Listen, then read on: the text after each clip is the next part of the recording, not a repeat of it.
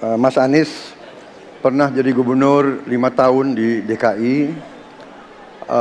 Anggaran DKI setahun sekitar 80 T. Jumlah penduduk Indonesia DKI 10 juta kira kurang lebih.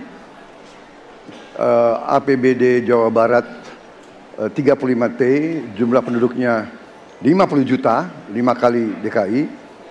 Tetapi selama Mas Anies mimpin, sering sekali DKI menerima indeks polusi tertinggi di dunia.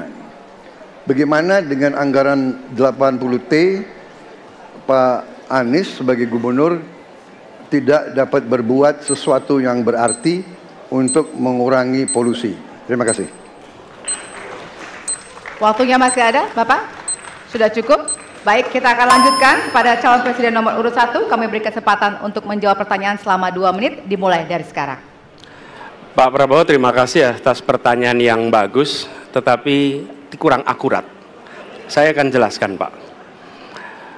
Ketika satu daerah mengatakan di tempat kami tidak ada COVID, di tempat kami COVID banyak, lalu yang tidak ada COVID kami tanya, kenapa tidak ada COVID? Nah, kami nggak punya alat testing, Pak.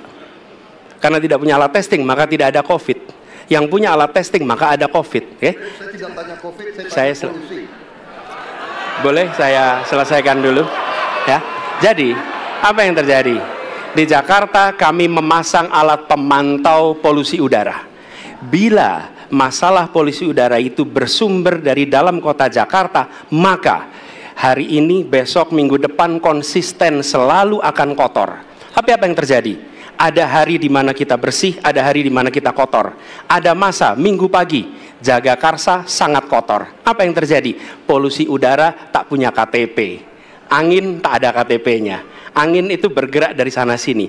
Ketika polutan yang muncul dari pembangkit listrik tenaga uap mengalir ke Jakarta, maka Jakarta punya indikator, karena itu Jakarta mengatakan ada polusi udara. Ketika anginnya bergerak ke arah Lampung, ke arah Sumatera, ke arah Laut Jawa, di sana tidak ada alat monitor, maka tidak muncul.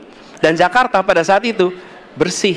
Kalau problemnya dari dalam kota saja, maka konsisten tiap waktu. Ya, kita punya masalah polusi. Karena itu kita kerjakan dengan apa? Kita lakukan, Pak. 1, dengan pengendalian emisi dari kendaraan bermotor dan pengujian emisi sekarang wajib. Yang kedua, elektrifikasi kendaraan umum. Yang ketiga, konversi kendaraan umum. Dan dulu yang naik kendaraan umum hanya 350.000 per hari, sekarang 1 juta per hari. Jadi itu kita kerjakan untuk menangani soal polusi di Jakarta. Baik. Masih ada waktu, Bapak? Cukup? Ya. Kami persilakan kepada calon presiden nomor urut 2 untuk kemudian menanggapi jawaban dari calon presiden nomor urut 1. Waktu Bapak 1 menit dimulai dari sekarang. Ya, susah kalau kita menyalahkan angin dari mana saja, ya. Jadi saya bertanya dengan anggaran segitu besar, jumlah pendidik, langkah-langkah yang bisa dilakukan untuk dengan real dalam 5 tahun mengurangi polusi, juga di mana rakyat Jakarta begitu banyak yang mengalami sakit pernafasan. Jadi saya kira kalau kita dengan gampang menyalahkan angin, hujan dan sebagainya, ya mungkin tidak perlu ada pemerintahan kalau begitu, ya. Terima kasih. Masih ada waktu? Akan menambahkan? Cukup. Baik, selanjutnya kami berikan kesempatan kepada calon presiden nomor urut 1 untuk menanggapi tanggapan dari calon presiden nomor urut 2. Waktunya 1 menit, dimulai dari sekarang. Ya, inilah bedanya yang berbicara pakai data, yang berbicara pakai fiksi. Okay? Ini pakai data. Jadi ketika ditunjukkan, ya memang ada sumber polutan dari dalam kota. Tapi kalau sumber polutan itu hanya dari dalam kota, maka Pak pakai logika sederhana sekali.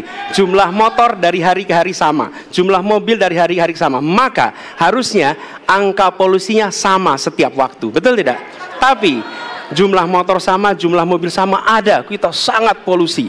Ada sisi sangat tidak polusi. Nanti kalau perlu saya kirimkan gambar satelitnya kepada Bapak, supaya Bapak bisa menyaksikan. Dan inilah mengapa kita mengambil langkah itu pakai ilmu pengetahuan, pakai data, dan menggunakan saintis untuk terlibat.